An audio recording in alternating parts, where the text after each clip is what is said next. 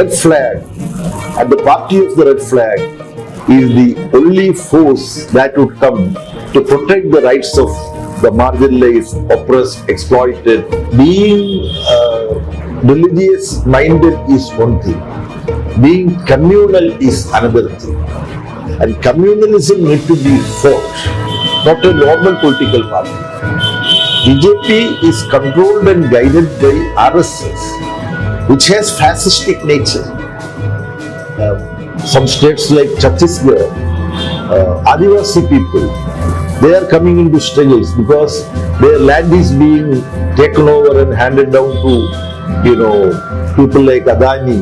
We will be with people in the battle for their livelihood issues. As in recent times, Bengal witness, enhancing the independent strength of CPIM is very, very important.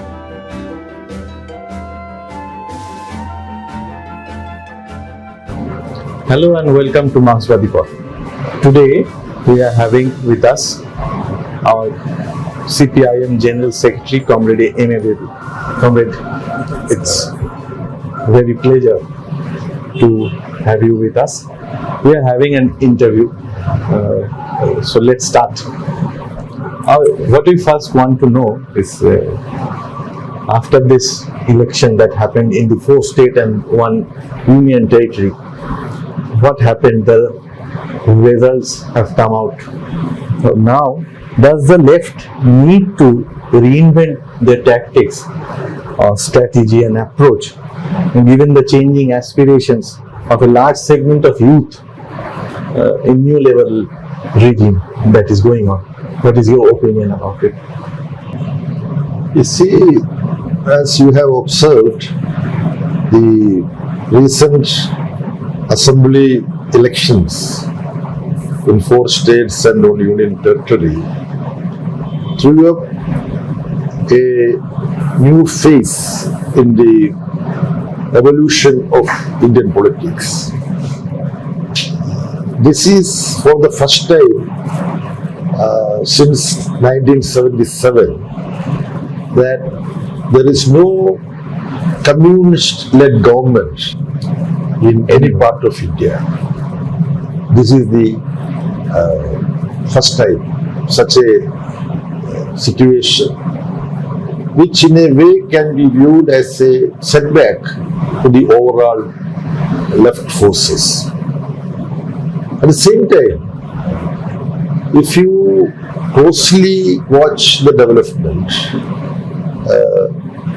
you will be able to see that in West Bengal, after a gap of few years, CPIM and the left was able to open its account, and now there is at least one CPIM MLA in the floor of the house to effectively and forcefully raise the voice of the oppressed, isolated and marginalized sections of society.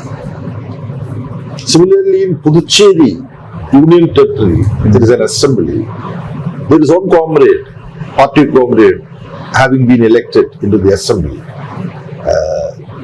During the last 10 years, there was no representative from the left in the Puducherry assembly.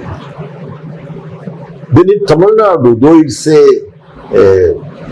peculiar situation where a non-Dravidian party, a very recently formed regional party of Tamil Nadu, led by a very popular film hero, Mr. Joseph Vijay, that party emerged as the single largest party, short of 11 seats for forming the government. Then CPIM and the left, there are 2 CPIM MLAs and 2 CPI MLAs and 2 VCK MLAs, say party of the marginalized sections of society. So the 6 members, including 4 Communist Party members, both CPM, CPI taken together, we played a role in preventing a manipulation by BJP to prevent the single largest party from forming the government. and BJP also remaining behind. They wanted to host another hodgepodge alliance in Tamil Nadu politics. So communist parties and the left especially, even though its representation is not very huge, but it was tactically crucial in preventing the BJP game either to impose president's rule, which is indirect rule of BJP, or a hodgepodge alliance resting and depending on union government support. That was what the RSS conspired. That could be prevented in Tamil Nadu. In that left played a role. That is the way. Then in Kerala, though the LDF led by CPIM with CPI participation could not gain a majority in the assembly. After we having been in government for 10 years, this is a new history in Kerala. The same Communist Party led government getting re-elected in an election. So we could not extend it from 10 years to 15 years. So that way that's a setback. And the defeat also is significant. You see? But we are still remaining there as a very powerful force. Yes. If the new UDF government is going to undo some of the progressive pro-people initiatives of the LDF government, then among workers, persons, youth, students, women and marginalized sections of society, the presence of communists and the left is substantial still, even though defeated. We are very much there as a powerful force in Kerala. Long and short, even though there can be a discernible setback to the left, the presence of left is still significant. And communists and left forces, we are not only depending in electoral politics. Electoral politics is important, but being with people, struggling to defend their rights, it's important. In Bengal, throughout the country and even from outside, large sections of people were asking, observing the very militant and active campaign, holding red flags in the hands, that the left front was able to carry out during the election and throughout the state. Having observed all that through the social media also, lot of people were contacting me, asking me, are we going to come back in this election in Bengal, it seems. So that overall inspiration could be generated by the CPIM and the left. And also in Bengal, some left forces who were not cooperating with the left front, they have come together. Yes. That is a very significant step. And after the election, with BJP having captured state government for the first time in the history of Bengal and India, they have unleashed attacks on people belonging to poorer sections in our society. Bulldozer like Yogi Adityanath's Uttar Pradesh, to remove people, small-time vendors and sellers, hawkers and all that. There, it was the leaders of the CPIM and the left, like Comrade Sujan Chakravarti, SFI, All India leader, Comrade Shijan, and many others. They all went and stood in front of the bulldozers, like what Comrade Brindakara did in Delhi. So this shows that left is always with the people. So we have suffered some setback, but we are at the same time shown to the people that red flag and the party of the red flag is the only force that would come to protect the rights of the marginalized, oppressed, exploited, and the rural poor or urban poor. That way, we have to be very serious in reworking our methods of establishing live contact with masses people. Wherever people face problem, we should be able to reach there with the red flag to defend them. This message we have been able to give, and how we would be able to stage a remarkable comeback by winning more and more seats in assemblies and establishing left-front government. Sooner than later, we will be able to do that.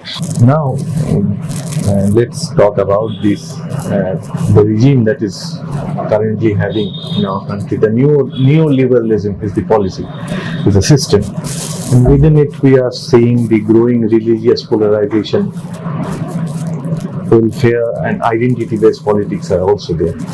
So, my next question will be: can we fight against it within our present ideological framework, or we need something else or something like that? How we are going to fight with it?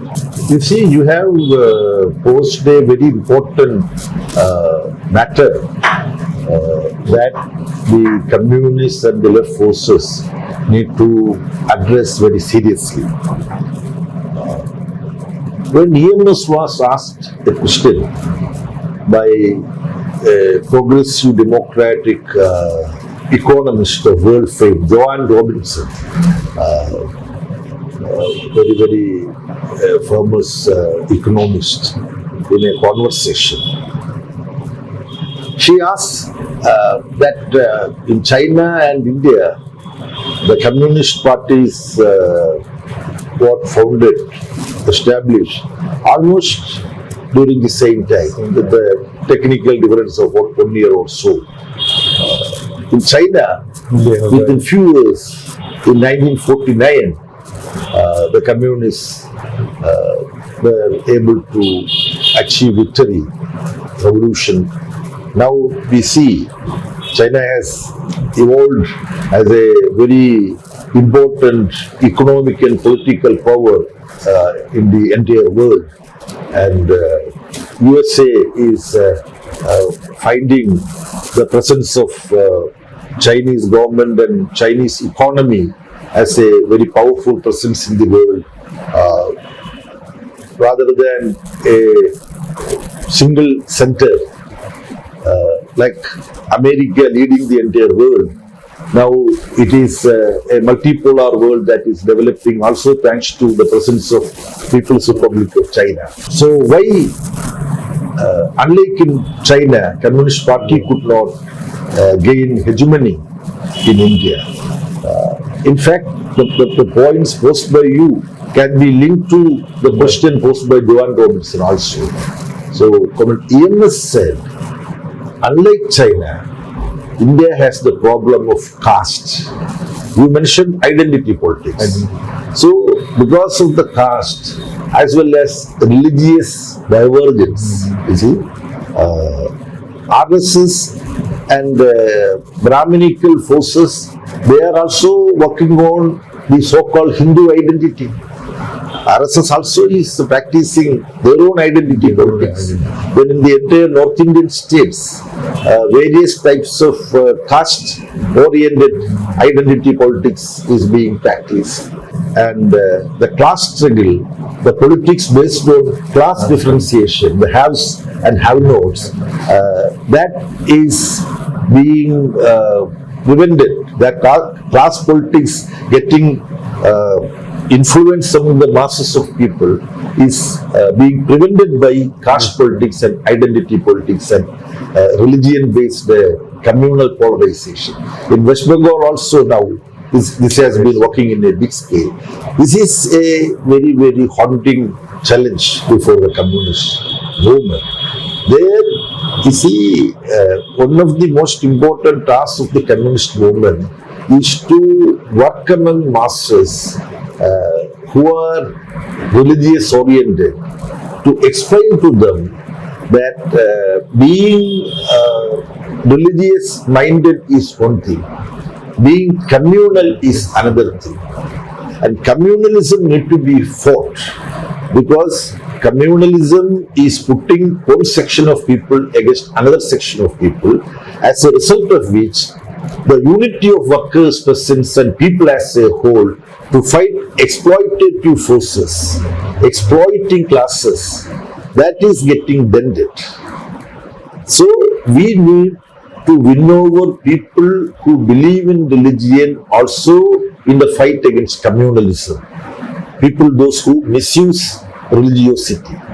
So this is an important thing. So the approach of communists in Indian context towards religious belief is a very important issue that the Communist Party and left forces need to address.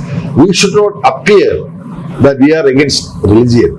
We, in fact, we are not against religion. This is a matter which Karl Marx and Engels had to discuss when first International was formed in 1867. Mikhail Bakunin, a Russian revolutionary who was part of the team of the first International, he argued that those who are atheists only can be admitted in the International Working Men's Association. Marx and Engels said wrong. Those workers who are willing to fight for the rights of workers, whether they have religiosity, whether they believe in God, they should also be organized as part of the International Working Men's Association. This thread of idea from Marx and Engels is very relevant in Indian context, and communists being presented before people as those who don't believe in God, those who don't believe in religion, so we should not have anything to do with that. This is also working in some sections of people. In Kerala, for example, we find RSS undertake this kind of campaign. Muslim extremist organizations too speak. Among Christians, there are communal and religious fundamentalist groups working. They also say, no, you should not have anything to do with communists. They are against God, they are against religion, which is not a fact. Of course, the hardcore communists imbibe dialectical and historical materialism. That doesn't mean that all those who want to join the communist movement, we would force our materialism into the minds of sections of people. In the Constitution of Communist Party of India, Marxist, there is no stipulation that one has to fight against religion, one has to fight against God, only then you would be given membership. No. Everybody, notwithstanding their religiosity, whether they are theists or atheists, they can join the Communist Party. So the question of identity politics taking root in Indian society, how to deal with this issue is very, very important matter. Long and short, we should be able to connect with all sections of people who are exploited, who are marginalized, who feel that there is nobody to defend our rights, our livelihood, where we should be able to go. So this political organizational approach would be able to break the barriers that we find in India today, in every state of our country. From your answer, I think we must move to the next question, which will be very relevant even, I think. That is, after this result has come out, this 4 state and 1 union territory that you have explained in the first answer. After this result, can it be said that the left has to work harder to raise the people's issues? Is there any gap in it, or we have to fight more raising the people's issues? Is it like that we should think in that way for this result? True.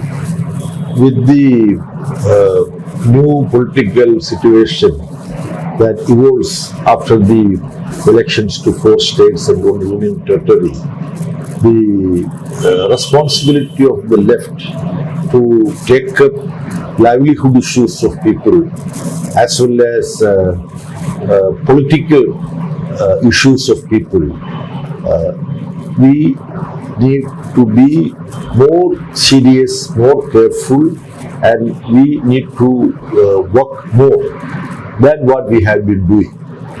And in North Indian states very recently, we witnessed the spontaneous upsurge of workers' struggles for wages, and also against the implementation of labor code.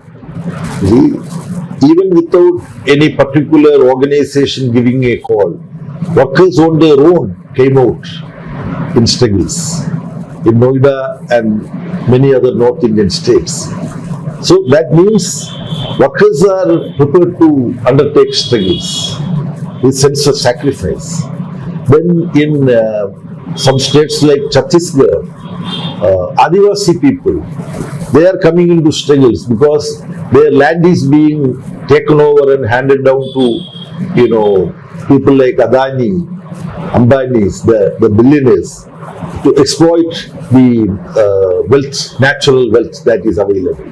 So communists should intervene in every such issue. When workers come out in struggles, raising their livelihood issues, asking for a wage, minimum wage is not being implemented. So a living wage has to be given. So when such spontaneous workers' struggles started in different parts of North India, leaders of the Center of Indian Trade Unions, they immediately rushed. Communist Party leaders rushed to the spot, extended solidarity with the struggling workers. Still, some workers are jailed in Noida. We are actively working for the rights of the workers when workers are struggling. So, only by our activities becoming widespread, and even when some spontaneous struggles come up, we should be there taking it down. So, only by systematic, continuous struggles for workers, peasants, agricultural laborers, and rural poor.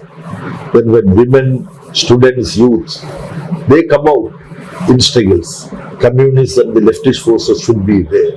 So only by maintaining living contact with all sections of society and working hard to remain in touch with ordinary mass of people, we would be able to enhance our influence.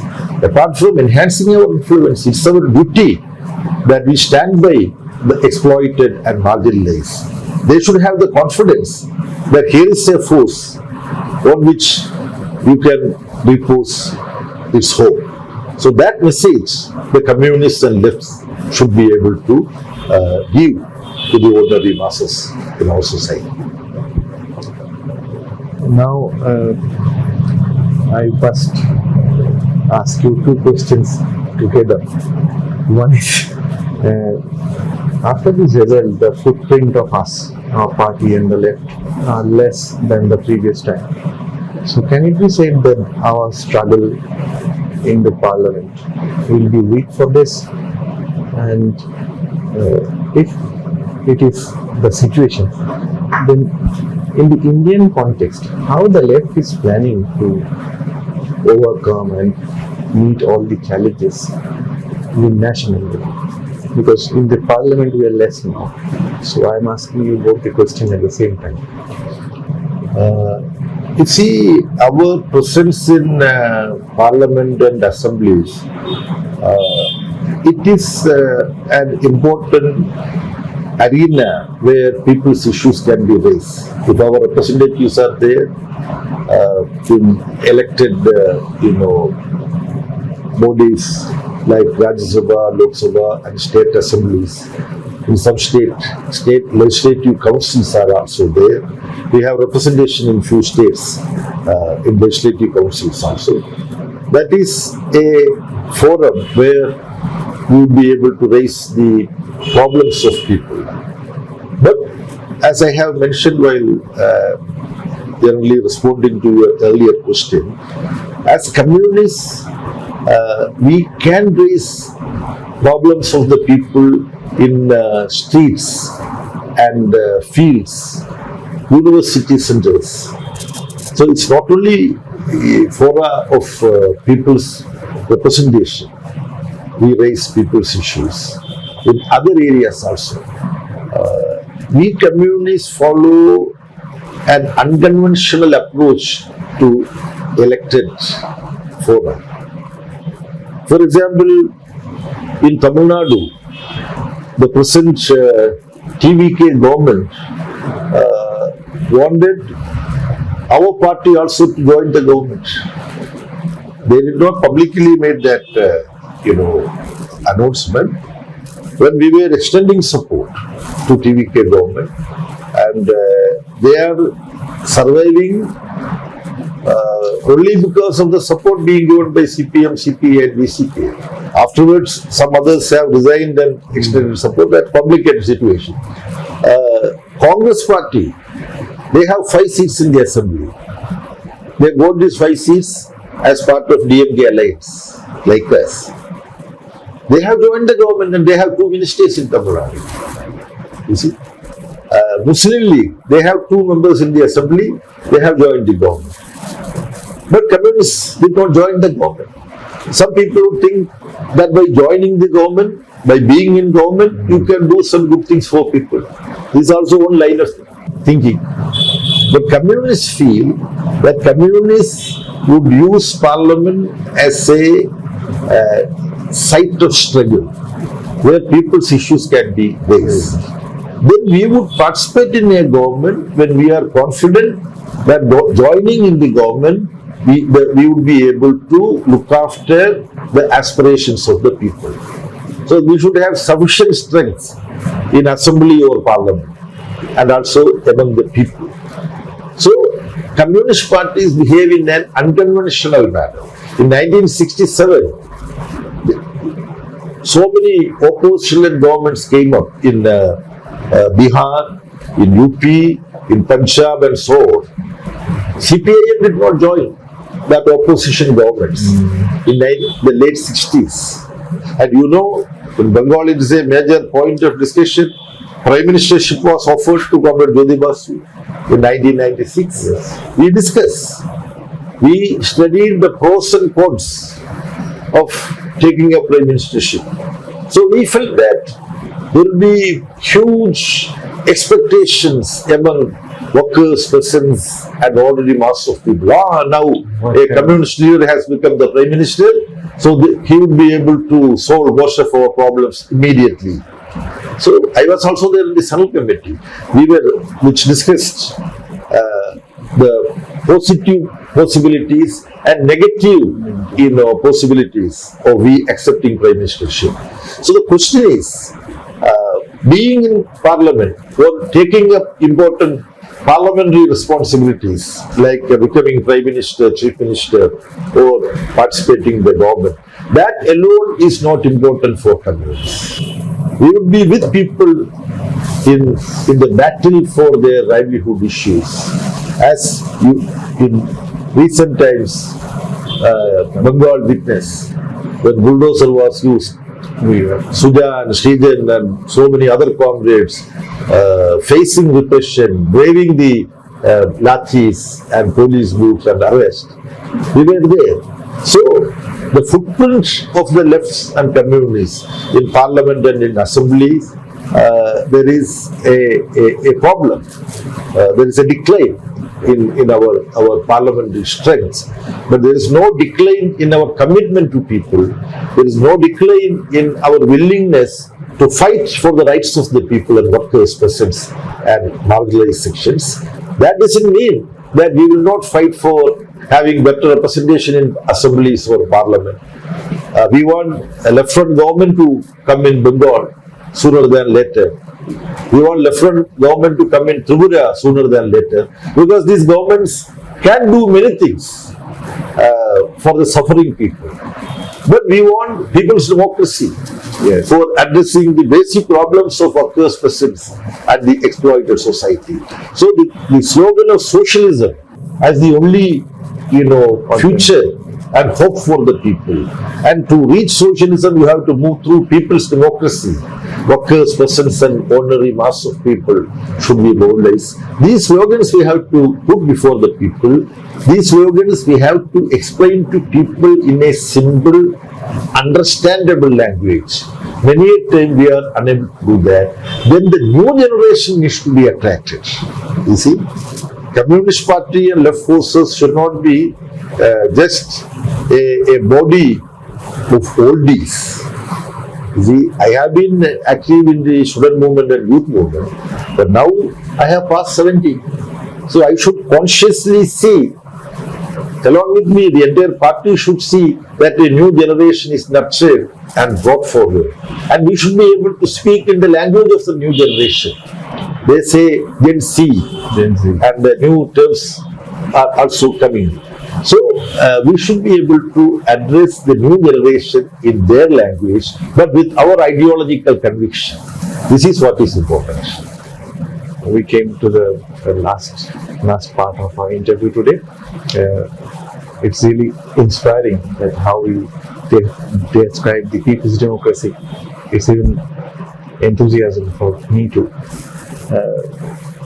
I would like to conclude our interview now with the question that in the coming days, what the role we will play inside the India bloc, or what is our stand regarding the bloc, because many the constituent parties or bloc are not in the government now in many states. So what is our stand regarding this bloc? You see, the CPIM had its 24th Party Congress, 2025 April in Madurai. After having had detailed discussion, we have come out with the understanding that the most important task in India today is to strengthen the broad political arrangement, whatever you call it, India bloc or whatever. We need a very broad political arrangement of political parties having diverse ideological pursuit. Marxists like us, then socialist forces, then parties like Congress, for example. We consider Congress as a party which uphold the interests of some of the exploiting classes in society. But to defend constitutional values, to defend secularism, we need a broad arrangement, because left alone cannot wage this battle. And now we have a party like BJP, which CPIM view as not a normal political party. BJP is controlled and guided by RSS, which has fascistic nature. So BJP, with fascistic RSS controlling it, has not only consolidated itself. Of course, in the last Lok Sabha election, their influence in Lok Sabha could be brought down. There is a decline. Now BJP doesn't have majority in Lok Sabha on their own, but the support of their allies like TDP of Andhra and Janata United of Bihar, it has succeeded in keeping Narendra Modi as the Prime Minister. But in the two previous Lok Sabha elections, BJP under Narendra Modi was able to gain its own majority in Lok Sabha. Now, for the first time, they have expanded to West Bengal. They have a chief minister of their own in Bihar, and they have captured Odisha. So, to the northeast, BJP is consolidating. Now, 20 states and 7 union territories, BJP or its allies, through its allies, they have consolidated. It is over 112 crore people living in these states, and they are having the union government also. So to fight against this, you have to have a broad political arrangement. That will have to continue. You are right. Those who used to be part of this India bloc, some of them are indifferent, like Aam Aadmi Party, and the not so cooperative and careful approach of Congress also played a role in Aam Aadmi Party becoming, out of the India bloc. Then DMK, they lost state government. Not only that, they are demanding that they should be given separate seating arrangement outside the India bloc, because they have justifiable unhappiness over the way in which Congress ditch them according to DMK. To some extent that is true. And going to not only extend support to Joseph Vijay's TVK, but join that government with the seats Congress gained with DMK support. So there are problems in India Bloc. But notwithstanding these problems, this arrangement of India Bloc need continuation, because without such a political arrangement, Bloc political arrangement, you may not be able to fight the BJP and their allies controlled by fascistic RSS. This is very, very important. So India is a large subcontinent with different languages, common political history, but within that common political history there are diverse, traditions. Bengal has its own political history. So is Tamil Nadu, Kerala, Andhra Pradesh, and so on. Because of this diversity, politics also is diverse. So when we developed this India Bloc arrangement, we knew that India Bloc would be working towards defeating BJP and its allies through different paths in different states, because of the different concrete political situation that exists in different states. Now, apart from working for this India Bloc, CPIM Party Congress identified two other responsibilities. Enhancing the independent strength of CPIM is very, very important. Then left unity, cooperation of the left forces, and developing a left and democratic front as an alternative political project from where we should move towards People's Democratic Front. These political tasks also need to be addressed by the working class political party. So, different stages of task are there in front of us. It's a Herculean responsibility, but only by addressing this task, we would be able to intervene in Indian politics. Thank you, comrade.